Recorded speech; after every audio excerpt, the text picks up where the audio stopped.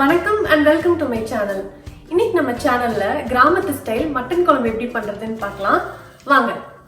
Mutton குழம்பு பண்ணுறதுக்கு நான் இன்றைக்கி 1/2 கிலோ மட்டன் எடுத்து அதை சின்ன சின்ன பீசஸாக கட் பண்ணி உப்பு மஞ்சத்தூள் போட்டு நல்லா வாஷ் பண்ணிவிட்டு இப்போ குக் பண்ணுறதுக்காக கொஞ்சமாக தண்ணி விட்டு மஞ்சத்தூள் போட்டு நான் இன்ஸ்டன்ட் பாட்டில் 20 நிமிஷம் வச்சு குக் பண்ணுறேன். நீங்கள் ப்ரெஷர் குக்கர் யூஸ் பண்ணுற மாதிரி இருந்ததுன்னா 7 to 8 விசில் விட்டு எடுத்துக்கோங்க.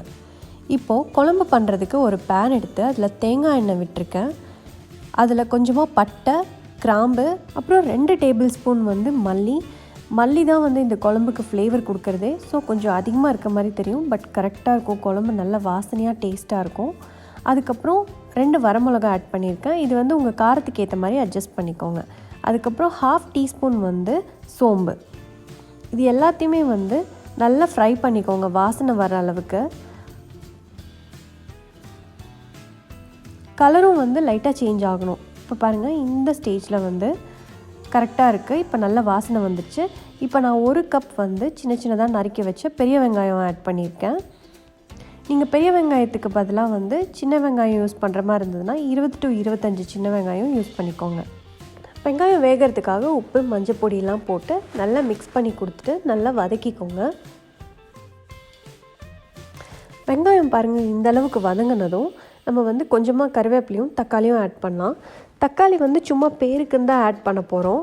நம்ம சின்ன சைஸ் தக்காளியாக இருந்ததுன்னா 1 ஆட் பண்ணிக்கோங்க. மீடியம் சைஸ்னால் பாதி ஆட் பண்ணால் போதும். இப்போ கொஞ்சமாக கருவேப்பிலை ஆட் பண்ணிக்கிறேன். அதுக்கப்புறமா ஒரு 1/4 கப் கட் பண்ண தக்காளி இதையும் ஆட் பண்ணிவிட்டு தக்காளியை நல்லா வதங்க விடலாம்.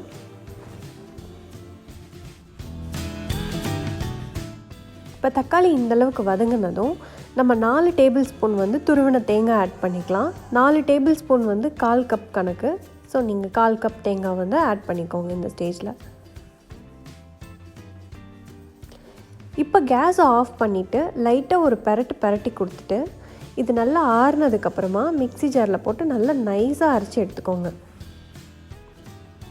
இப்போ குழம்பு தாளிக்கிறதுக்காக அதே பேனில் கொஞ்சமாக தேங்காய் எண்ணெய் விட்டு ஆயில் மெல்ட் ஆனதும் நம்ம அதில் கொஞ்சமாக கடுகு போட்டுக்கலாம். கடுகு வெடித்ததும் கொஞ்சமாக கருவேப்பிலை போட்டுக்கலாம்.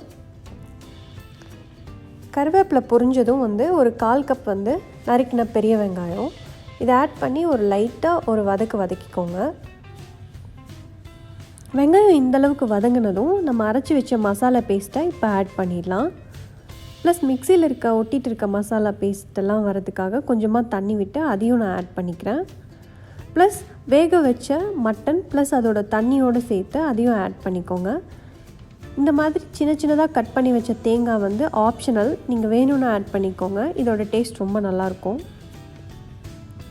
அப்புறம் இந்த கிரேவிக்கு தேவையான அளவு உப்பு போட்டு இதை ஒரு 10 to 15 நிமிஷம் நல்லா கொதிக்க விடணும். நம்ம மசாலாவில் தேங்காயெலாம் போட்டதுனால கிரேவி திக்காகும். ஸோ அதனால் இப்போ கொஞ்சம் தண்ணியாக இருக்க மாதிரி வச்சுக்கோங்க. இப்போ பாருங்கள், 15 மினிட்ஸ் கழித்து பார்த்திங்கன்னா இந்தளவுக்கு தண்ணியாக இருந்த கிரேவி இந்த மாதிரி திக்காயிருச்சு. ஸோ அவ்வளோதான், சூப்பர் டேஸ்டியான மட்டன் கிரேவி ரெடி. இந்த ரெசிபி உங்களுக்கு பிடிச்சிருந்ததுன்னா லைக் பண்ணுங்கள். நான் போடுற வீடியோஸ் எல்லாம் உங்களுக்கு பிடிச்சிருந்தா நம்ம சேனலுக்கு சப்ஸ்கிரைப் பண்ணுங்கள். நன்றி.